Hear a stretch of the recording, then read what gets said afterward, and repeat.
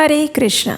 बस कुछ ही समय में आने वाला है अधिक मास, जिसे हम पुरुषोत्तम मास के नाम से भी जानते हैं। पुरुषोत्तम मास भगवान श्री कृष्ण का सबसे प्रिय मास, जो कि 17 मई से 15 जून 2026 तक आने वाला है। और हमारे पिछले कई वीडियोस में हमें आपके बहुत सारे प्रश्न और कमेंट्स मिले थे। ऐसे प्रश्न जो बहुत ज़रूरी थे, संवेदनशील थे, और कुछ ऐसे प्रश्न भी थे जिसके उत्तर जानना ज़रूरी है, लेकिन उनके सटीक उत्तर बहुत कम जगह मिलते हैं। तो इसलिए आज हम आपके लिए पुरुषोत्तम मास विशेष ये प्रश्न उत्तर श्रृंखला लेकर आए हैं, जिसमें हमने आपके बहुत सारे प्रश्नों के उत्तर देने का प्रयास किया है। तो आज के इस वीडियो में हम जानेंगे कि अगर अधिक मास के बीच में ही घर में सूतक लग जाए तो क्या कर सकते हैं, तो क्या व्रत टूट जाएगा या नहीं। गर्भवती महिलाएं कैसे इस पुरुषोत्तम मास व्रत का पालन कर सकती हैं। मासिक धर्म के दौरान पूजा कैसे करें। बीमार व्यक्ति, बुजुर्ग और बच्चे ये सब कैसे इस मास का पालन कर सकते हैं। ये और ऐसे अनेक प्रश्नों के बारे में आज हम चर्चा करेंगे। तो अंत तक इस वीडियो को अवश्य सुनिएगा, और अगर अच्छा लगे तो इसे लाइक करके शेयर कीजिएगा। 17 मई से शुरू हो रहे इस अधिक मास का सही पालन करने के लिए बहुत से नियम और विधियां बताई गई हैं, लेकिन अधिकतर लोगों को ये नहीं पता होता कि क्या करें क्या ना करें। व्रत की सही, प्रमाणभूत और सरल विधि क्या है। इसलिए इस बार हम आपके लिए लाए हैं एक स्पेशल अधिक मास ई बुक, जिसमें आपको मिलेगी अधिक मास की सारी कथाएं, संपूर्ण व्रत विधि, संकल्प मंत्र, श्लोक और आपके सभी प्रश्नों के उत्तर भी। तो पुरुषोत्तम मास शुरू होने से पहले अभी अपनी ई बुक डाउनलोड करें।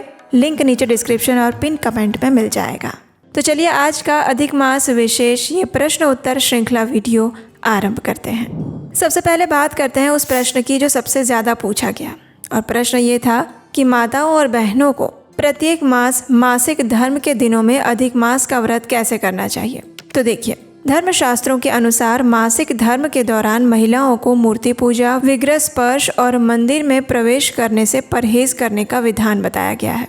मासिक धर्म के दौरान भगवान के अर्चा विग्रहों की प्रत्यक्ष सेवा पूजा नहीं की जा सकती, और इसका कारण ये नहीं है कि इन दिनों में कोई भी स्त्री अपवित्र हो जाती है। बिल्कुल नहीं, ऐसा नहीं है। वास्तव में शास्त्रों में इन दिनों को शारीरिक शुद्धिकरण का समय बताया गया है। जब शरीर स्वयं को स्वच्छ कर रहा होता है तो उन दिनों में विश्राम लेने की और शारीरिक कठोर साधना से दूर रहने की सलाह दी जाती है, क्योंकि उस समय में शरीर जो है वो रिजुविनेशन मोड में होता है और वो अपने आप को नई ऊर्जा के लिए तैयार कर रहा होता है। तो इसलिए इन दिनों में कोई भी भारी शारीरिक कार्य करने के लिए मना किया जाता है। लेकिन हमारे शास्त्रों में किसी भी व्रत के संकल्प और मानसिक भक्ति पर कोई प्रतिबंध नहीं है। यानी अगर किसी ने पुरुषोत्तम मास का व्रत लिया हुआ है और बीच में मासिक धर्म आता है तो इससे आपका व्रत टूटता नहीं है। इन 3-4 दिनों में आप मूर्ति पूजा, भगवान के अर्चा विग्रहों की सेवा नहीं कर सकते, लेकिन हरे कृष्ण महामंत्र का जप अधिक से अधिक कर सकते हैं। वो जो आपका संकल्प है उसे यथावत चालू रख सकते हैं। माला के ऊपर जप कर सकते हैं, भगवान की कथा का श्रवण कर सकते हैं, पाठ कर सकते हैं, भगवान का स्मरण कर सकते हैं, भगवत गीता का पाठ सुन सकते हैं और वो पढ़ भी सकते हैं। ये सारे कार्य आप इन दिनों में भी कर सकते हैं। तो अगर संक्षिप्त में बताया जाए तो मासिक धर्म के 3-4 दिनों में विग्रह की पूजा परिवार के कोई और सदस्य से करवा लीजिए। दीपक कोई और जला सकता है, भोग कोई और ऑफर कर सकता है, लेकिन आप अपनी माला का जप यथावत चालू रखें और माला के ऊपर जप भी कर सकते हैं। 5वें दिन जब आप शुद्ध हो जाए तो माला को गंगा जल छिड़क कर स्वच्छ और शुद्ध बना सकते हैं। और प्रतिदिन कथा का श्रवण तो आप हमारे चैनल पर कर ही सकते हैं, उसमें कोई प्रतिबंध नहीं है। और जैसे ही ये दिन समाप्त हो जाए, स्नान करके पुनः अपनी पूर्ण विधि विधान पूर्वक की अर्चा विग्रह सेवा को भी आरंभ कर सकते हैं। मासिक धर्म के दौरान तुलसी देवी की पूजा अर्चना भी नहीं की जाती, तो इस बात का भी विशेष ध्यान रखें। लेकिन तुलसी देवी के सामने बैठकर हरे कृष्ण महामंत्र जपा जा सकता है। अब दूसरा महत्वपूर्ण प्रश्न है कि गर्भवती महिलाएं अधिक मास का व्रत कैसे पालन करें। तो सबसे पहली और सबसे महत्वपूर्ण बात, गर्भवती महिलाओं को निर्जल या कठोर उपवास नहीं रखना चाहिए। शास्त्रों में स्पष्ट रूप से कहा गया है कि गर्भिणी स्त्री, रोगी व्यक्ति और अत्यंत वृद्ध व्यक्ति को कठोर उपवास से छूट दी गई है, और इसका कारण बहुत सरल है। गर्भ में पल रहे शिशु को पोषण की आवश्यकता होती है। अगर माँ भूखी रहेगी तो शिशु को पोषण कैसे मिलेगा। और भगवान कभी भी हमें इस प्रकार के नियमों का पालन करने के लिए बाध्य नहीं करते हैं, चाहे वो जीव गर्भ में ही क्यों ना हो। तो इसलिए गर्भवती महिलाओं को कठोर व्रत उपवास करने की आवश्यकता नहीं है। आप सात्विक आहार ग्रहण कर सकते हैं और इस मास के बाकी जितने भी आध्यात्मिक कार्य हैं उनका पालन कर सकते हैं। प्रतिदिन अधिक माला का जप करने का संकल्प ले सकती हैं, ज्यादा से ज्यादा कथा श्रवण कर सकते हैं, दीपदान कर सकते हैं, तुलसी देवी को जल अर्पण कर सकते हैं, सूर्य नारायण देव को अर्घ्य अर्पण कर सकते हैं और दान दे सकते हैं। वास्तव में गर्भावस्था के अंदर भगवान का स्मरण और कथा श्रवण सबसे ज्यादा फलदायी बताया गया है, क्योंकि गर्भावस्था में माँ के मन में जो विचार और संस्कार होते हैं वही गर्भस्थ शिशु के अंदर आते हैं। और आप सब जानते हैं अभिमन्यु ने चक्रव्यूह भेदन की कला कहाँ से सीखी थी? माता सुभद्रा के गर्भ से। प्रहलाद महाराज राक्षस कुल में उत्पन्न होने के बाद भी भगवान के श्रेष्ठ भक्त कैसे बने? क्योंकि उन्होंने गर्भावस्था के अंदर नारद मुनि से श्रीमद् भागवतम का श्रवण किया था। तो इसलिए गर्भवती महिलाओं को इस अधिक मास का सबसे ज्यादा लाभ उठाना चाहिए, क्योंकि ये दुर्लभ संयोग है। और अगर इस समय आप गर्भवती हैं तो आपके लिए सुवर्ण अवसर उत्पन्न हुआ है। इस समय के अंदर की गई एक माला का जाप 1000 माला के बराबर होता है। तो इसलिए प्रयास करके अधिक से अधिक हरे कृष्ण कृष्ण कृष्ण हरे हरे, हरे राम राम राम हरे हरे इस महामंत्र का अधिक से अधिक जप करने का प्रयास करें। अपने मन को इधर उधर भटकने ना दें, पर्याप्त आहार लें, विश्राम करें और अपने मन को हमेशा सात्विक मोड में रखने का प्रयास करें। अब तीसरा प्रश्न है जो कि बहुत ज्यादा भ्रम पैदा करता है। अगर अधिक मास के बीच में ही घर में सूतक लग जाए, जन्म सूतक या फिर मृत्यु सूतक, तो क्या करना चाहिए? तो देखिए, सबसे पहले हम ये समझ लेते हैं कि सूतक 2 प्रकार का होता है। एक घर में जब किसी शिशु का जन्म होता है तो वो जन्म सूतक लगता है, और दूसरा होता है जब घर में किसी की मृत्यु हो जाती है तो वो मृत्यु सूतक या पातक कहलाता है। गरुड़ पुराण और हमारे शास्त्रों के अनुसार सूतक काल सामान्यतः 10 से 13 दिनों का होता है, और इस अवधि के अंदर भगवान की प्रत्यक्ष पूजा अर्चना, मंदिर दर्शन और धार्मिक अनुष्ठान नहीं किए जाते। लेकिन जैसे कि हमने आगे बताया कि सूतक काल के अंदर भी भगवान के पवित्र नाम का जप करने पर कोई प्रतिबंध नहीं है। हरिनाम सर्वोपरि है। श्रील प्रभुपाद स्पष्ट रूप से कहते थे कि भगवान का नाम सभी शुद्धिकरणों से ऊपर है। नाम स्वयं शुद्ध करने वाला है, और इसीलिए सूतक काल के अंदर भले ही आप विग्रह पूजा, आरती, मंदिर दर्शन, अर्चा, विग्रह सेवा नहीं कर सकते, लेकिन आप अधिक से अधिक हरे कृष्ण महामंत्र का जप कर सकते हैं, ध्यान कर सकते हैं, कथा का श्रवण कर सकते हैं, भगवान का स्मरण कर सकते हैं और भगवत गीता का पाठ कर सकते हैं। भगवत गीता के 15वें अध्याय का पुरुषोत्तम योग पाठ जो है वो वैसे भी मृत्यु के बाद करना चाहिए, और इस अधिक मास के अंदर अगर ऐसा कोई समय आ रहा है तो उसमें तो ये सर्वश्रेष्ठ साबित होगा। और दुख के समय में तो भगवान का नाम और ज्यादा तीव्रता से लेना चाहिए। और फिर जैसे ही सूतक काल समाप्त हो जाता है, स्वयं स्नान करके घर को गंगा जल छिड़क कर शुद्ध कर सकते हैं और फिर अपनी पूर्ण पूजा विधि आरंभ कर सकते हैं। ऐसा करने से आपका पुरुषोत्तम मास व्रत टूटेगा नहीं। बस कुछ दिनों के लिए पूजा जो है वो रुक जाएगी, लेकिन भक्ति कभी नहीं रुक सकती। चौथा प्रश्न है, बीमार व्यक्ति क्या अधिक मास का पालन कर सकते हैं? तो देखिए, मूल सिद्धांत ये है कि भक्ति में शरीर को कष्ट देना भक्ति नहीं है। भक्ति का अर्थ है प्रत्येक क्षण भगवान का स्मरण, चिंतन और चेतना द्वारा भगवान के पास रहना। भगवान ने भगवत गीता के 17वें अध्याय में स्पष्ट कहा है, जो व्यक्ति शास्त्र विधि को त्याग कर अपने शरीर को और शरीर में स्थित परमात्मा को कष्ट देता है उसे आसुरी तप कहते हैं। इसलिए अगर कोई व्यक्ति बीमार है, चाहे किसी को मधुमेह है, डायबिटीज, रक्तचाप, हृदय रोग या फिर और कोई भी बीमारी है, तो उसे कठोर उपवास का पालन करने की कोई आवश्यकता नहीं है। वे नियत समय पर अपनी दवाइयाँ ले सकते हैं, भोजन ले सकते हैं। लेकिन व्रत का अर्थ सिर्फ भोजन छोड़ना नहीं होता। व्रत का वास्तविक अर्थ संकल्प होता है। आप संकल्प ले सकते हैं कि इस मास में मैं अधिक से अधिक जप करूंगा, भगवान की कथा का श्रवण करूंगा, दान दूंगा, किसी की निंदा नहीं करूंगा और क्रोध से बचूंगा। ये सारे भी व्रत के प्रकार हैं। तो इसलिए अगर कोई बीमार है तो उन्हें अपने इस पुरुषोत्तम मास का पालन करने के लिए शारीरिक नीति नियम और कठोर उपवास का पालन करने की आवश्यकता नहीं है। वे अपनी आवश्यकता अनुसार भोजन, दवाई इत्यादि ले सकते हैं। लेकिन सबसे जरूरी बात है, उन्हें अपने मानसिक चेतना पर ध्यान केंद्रित करना होगा। उनकी चेतना सतोगुण में रहनी चाहिए, भगवान श्री कृष्ण के प्रति समर्पित रहनी चाहिए। और इसके लिए ज्यादा से ज्यादा हरे कृष्ण महामंत्र का जप करिए, कथा श्रवण कीजिए, भगवत गीता का पाठ कीजिए और ऐसे भक्तों के संग में रहिए। 5वां प्रश्न आया था कि क्या बच्चे और बुजुर्ग भी अधिक मास का पालन कर सकते हैं? तो हाँ, बिल्कुल। पद्म पुराण में स्पष्ट रूप से कहा गया है, चाहे कोई स्त्री हो या पुरुष, बालक हो या वृद्ध, कोई भी व्यक्ति पुरुषोत्तम मास का पालन कर सकता है। बच्चों के लिए सबसे अच्छा अवसर है उनके अंदर संस्कार डालने का। आप बच्चों से प्रतिदिन एक माला का जप करवा सकते हैं, उन्हें भगवान श्री कृष्ण की कथाएं सुना सकते हैं, मंदिर लेकर जा सकते हैं, उनसे तुलसी देवी को जल अर्पित करवा सकते हैं। बच्चों को कठोर उपवास करवाना जरूरी नहीं है। उनके लिए आप भगवान को अर्पित प्रसाद में अच्छा भोजन बनाकर उन्हें खिला सकते हैं। और बुजुर्गों के लिए भी यही बात लागू होती है।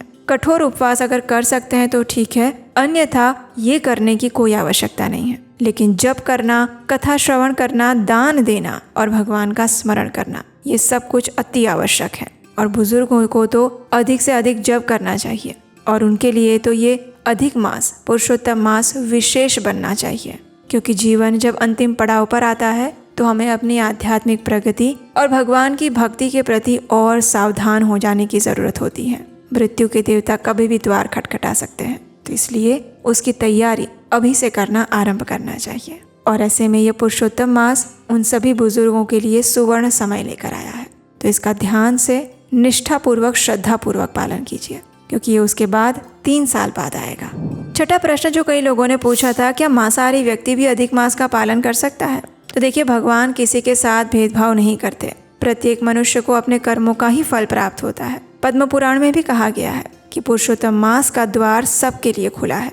तो मांसाहार करने वाला और व्यसन रखने वाला व्यक्ति भी अधिक मास का पालन कर सकता है, लेकिन सबसे बड़ी शर्त यही है कि उसे इस मास के अंदर अपने सभी व्यसन और मांसाहार का त्याग करना होगा। इस मास में आपको शुद्ध सात्विक आहार लेना होगा, यानी कम से कम इस एक मास के लिए हर प्रकार का मांस, मदिरा, अंडे और तामसिक भोजन का त्याग करना होगा। प्याज और लहसुन भी इस मास में त्यागने का विधान है। कुछ लोग तो इस अधिक मास के अंदर चाय, कॉफी को भी छोड़ देते हैं और यही उनकी सच्ची व्रत निष्ठा होती है। जरा सोचिए, सिर्फ 30 दिन, अनेक जन्मों के पाप नष्ट करने के लिए सिर्फ 30 दिन मिले हैं आपको। और अगर आप इस मास के अंदर शुद्ध और सात्विक भोजन बनाकर भगवान को भोग लगाते हैं और उसी का सेवन करते हैं, तो भगवान आप पर विशेष प्रसन्न होंगे और वे आपकी इस छोटी सी तपस्या से भी इतने प्रसन्न हो जाएंगे कि आपको स्वयं उसका अनुभव होगा।